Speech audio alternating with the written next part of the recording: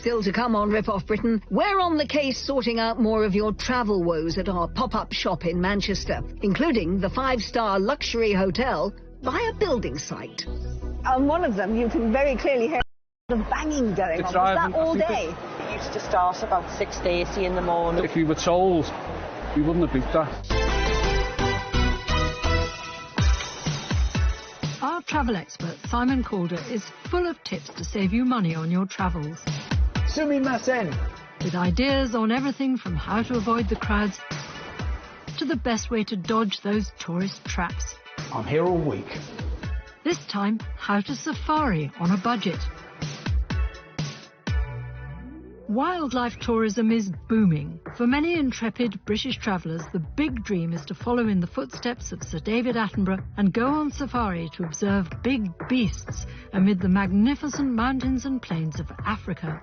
Safari means long journey in Swahili, and you'll certainly have to travel to see these wild animals in their native land's national parks. The good thing about a safari from an ethical point of view is the national park fees support wildlife conservation, but getting close to raw nature can be astronomically expensive.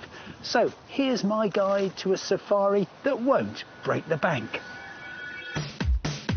First, choose what's called an Overland Adventure, a no-frills bus journey travelling long distances and camping out under the stars. Overlanding is all about the romance of taking the road less travelled and seeing the real country. It certainly isn't luxurious. You'll be travelling in a bumpy old lorry, but it's definitely a great way to see everything from antelope to zebra. And it's an economical way to cover plenty of ground, roughly £100 a day, which makes it much cheaper than staying in a permanent camp. But if camp comforts are what you want, then South Africa is a good choice. There's a much lower malaria risk, and the currency is generally very favourable to us. Wherever you are on safari, you need to get up really early to be in position at sunrise. It's the best time to spot wildlife. The air is cool and the animals are still really active, including the big cat, which, if you're lucky, you may see returning after a night of hunting. South Africa has excellent air links, and the cheapest time to go is an off-season month like November, when fares can be as low as £400. While most safaris will give you a chance to view lions, elephants, zebra and giraffes in their natural habitat, some trips will bring you close to even more exotic beasts. Sir David Attenborough's films have inspired the more intrepid traveller to seek out the mountain gorilla, a threatened species that lives in forests high in the mountains. The only places you can see these magnificent creatures, a triangle of Central African countries, the Democratic Republic of Congo, Rwanda and Uganda. And be warned, the fees are very high. My choice is Uganda. Not exactly cheap, but a fascinating destination in its own right. You'll only be able to experience the mountain gorillas on a professionally organised trip, with payment of the appropriate government fee, which can be upwards of £500. But if your budget doesn't stretch as far as Africa, you can see many marvellous mammals at safari parks across the UK, such as here at Knowsley, for a fraction of the price. Every year we set up our pop-up advice clinic in Manchester, and we ask you to come along and bring us tales of consumer woe so that we can try our very best to fix them for you. Well, this time around we had a bumper crop of holiday horror stories, with a whole load of them about accommodation, including both hotels and rentals.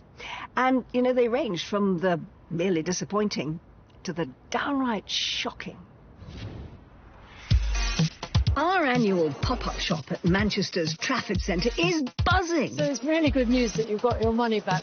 And amongst the hundreds of issues you've come to tell us about, plenty relate to your travel disasters. So frustrating. At think I'm right in saying that we all look forward to our holidays. It's a time to unwind and get rid of all that everyday stress. But sadly, travelling is not always trouble-free, as we know from all your emails and letters. So at Rip Off Britain, we love to help whenever we can. And certainly here at our pop-up shop in Manchester, we have got some of the best experts in the business. And first to benefit from that advice are Nick and Sam Warren from Merseyside, who booked the holiday of a lifetime to the luxurious Palm Resort in Dubai. But it turned out to be memorable for all the wrong reasons, as they've been telling travel expert Simon Calder. We booked a holiday a bit last minute in the summer of last year. It was you two and your teenage children? Yeah, our 2 kids, yeah. How much did you pay for this? £7,500 I paid, like. Wow, that's not an inconsiderable sum. No, it was quite a lot, like, you know. They had been warned by their travel agents, TUI, to expect some minor building works near the beach. What they said, they were doing a boardwalk to sort of like take it to sort of like the main beach area. But they say what they woke up to on their first morning was a little more than that. Just talk me through what you actually saw from your bedroom window. The steel being erected, Jumper trucks and trains, and it's just everything a building site entails, you can see. On one of them, you can very clearly hear a lot of banging going on. Was that all day? It used to start about 6:30 in the morning. And was there any escape from this at all for you? No. When we were by the pool of the day, you could still hear all the banging, the noise, the drilling. The Warrens complained to the hotel manager, who upgraded them to a more luxurious room away from the pile drivers, the cranes and constant drilling. He also had some surprising news for them. What they were saying was they report back each month. So the manager of the hotel was actually saying that they were sending reports to travel agents about what guests could expect. Yeah. And I just feel like if we were told, we wouldn't have booked that. This is not probably the children's last holiday with us, because they're growing up. It's a once in a lifetime. As soon as the Warrens got home, they complained to TUI and also to ABTA, the Association of British Travel Agents.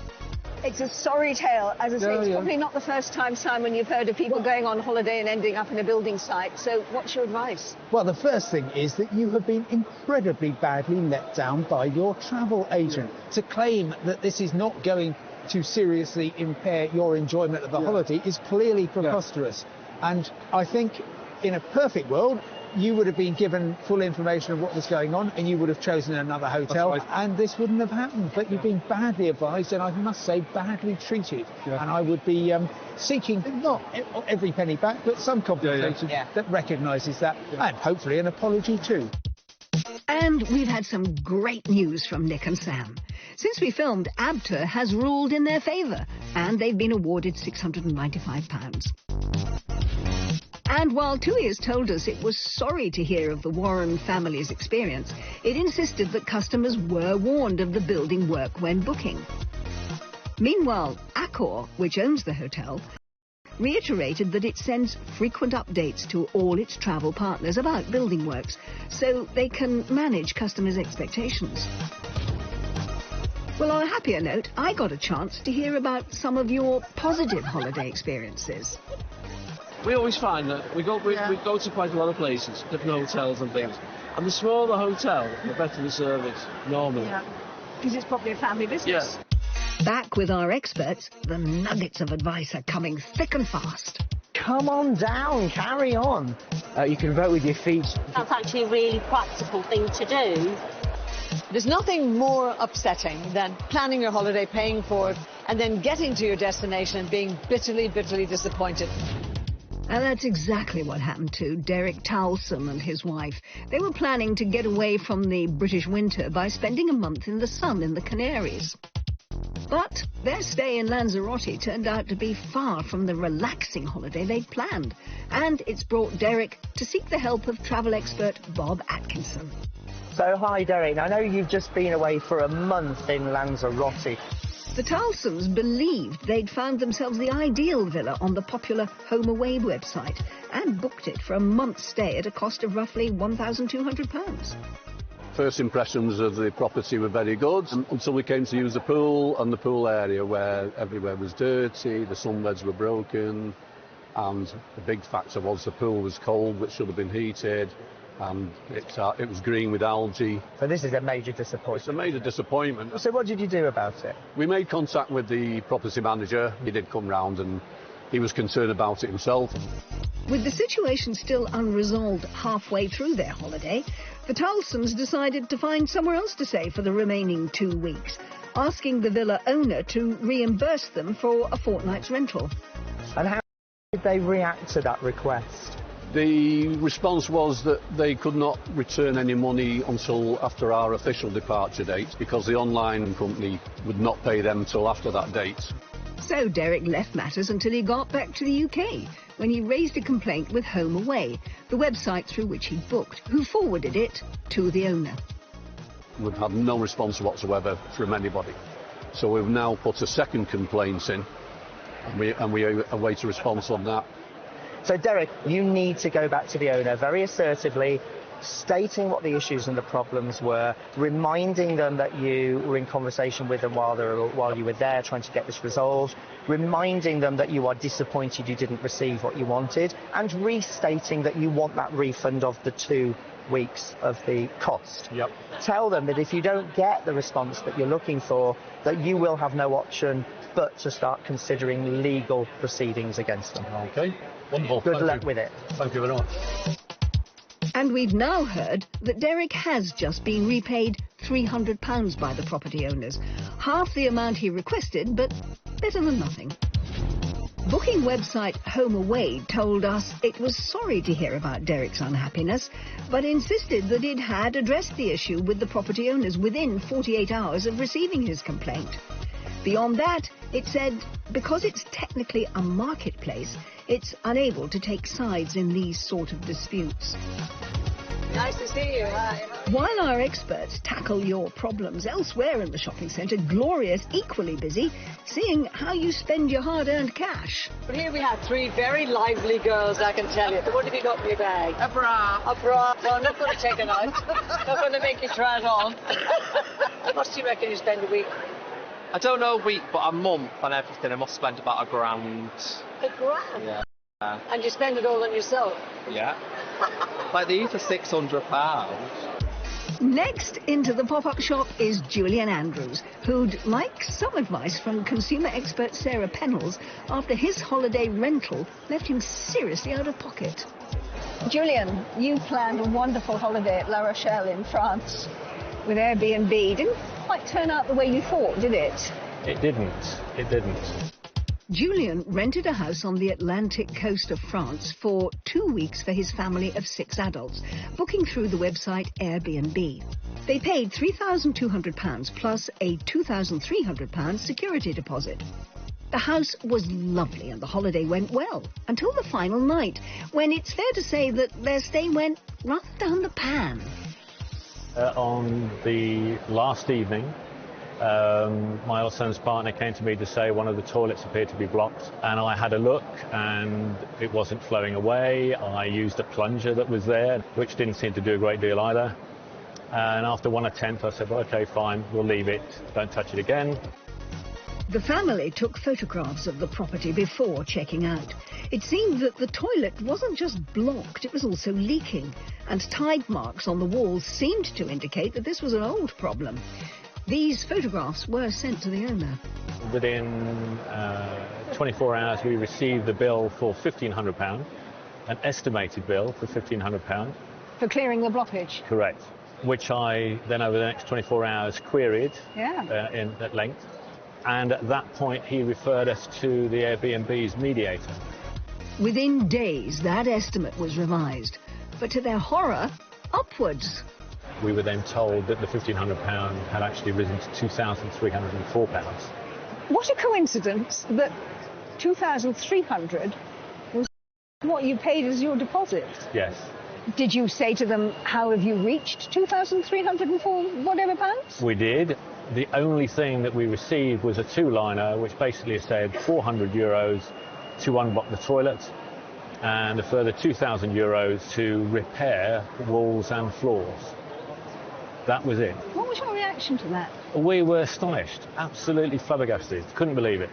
We then got a very curt email from Airbnb, ever so sorry, it's not the outcome you would have hoped for, but it's the one we're going with, and that's it. Close the book. So you never saw a penny back of that 2,300?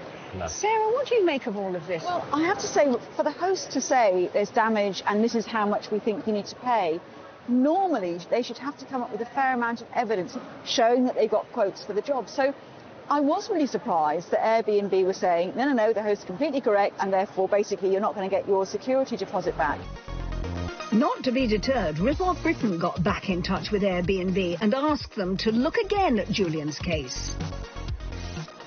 Funnily enough, once we got involved, they did come back and they put their hands up and basically said that they got it wrong. So what they have said is they're paying all the money back to you, and they're apologising and said that they're going to make sure that the guidelines that they do have that should be followed are followed. Absolutely brilliant news. So you've got 2,300 back in the bank? That's excellent news. A great result for Julian and Rip-Off Britain. And for anyone else thinking of renting a property in future, Sarah has some words of advice. I would always say, if you are checking out, even if the house is in completely pristine condition, just take a record of the state it's in, because it could come down to your word against theirs. And if, as in Julian's case, they don't listen to the evidence, you need to have something that you can actually show them to say, this is the state we left it in. Well, Airbnb said that issues like Julian's are incredibly rare, but it did say it was sorry and admitted that its handling of the case didn't meet the high standards that it sets. Well, hopefully getting all that money back will be some consolation for Julian. And it just shows what can be achieved with a quick visit to our pop-up shop.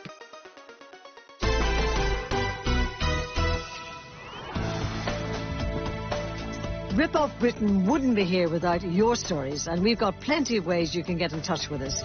Send us an email to ripoffbritain@bbc.co.uk, or you can write to us at Rip-Off Britain, BBC Dockhouse, Media City UK, Salford, M50 2LH. But please do not send original documents. And even if you haven't got a story you'd like us to investigate, you can join in with the conversation on our Facebook page. Just search BBC Rip-Off Britain. Well, we do live in exciting times. There are just so many offers and opportunities for us all to choose from when it comes to our holidays. And while that means lots of great deals, it also means, and we really can't say this often enough, buyer beware. Yes. Before you lay out that hard-earned money for your dream holiday, stop and think. Just who is running this operation, and can I really trust them? For instance, are they offering me any kind of protection from ATOL or ABTA if things go wrong? But equally, you can always arm yourself with your own protection by ensuring that you've got good insurance and that you pay by a credit card. I mean, all of us enjoy travelling, don't we? We do. And we want to make sure that you enjoy your trips too. And with luck, all the information that we've been able to give you today will ensure that you really can have a great holiday. Well, we plan to see you again very soon. But in the meantime, buy well, travel safely, and from all of us,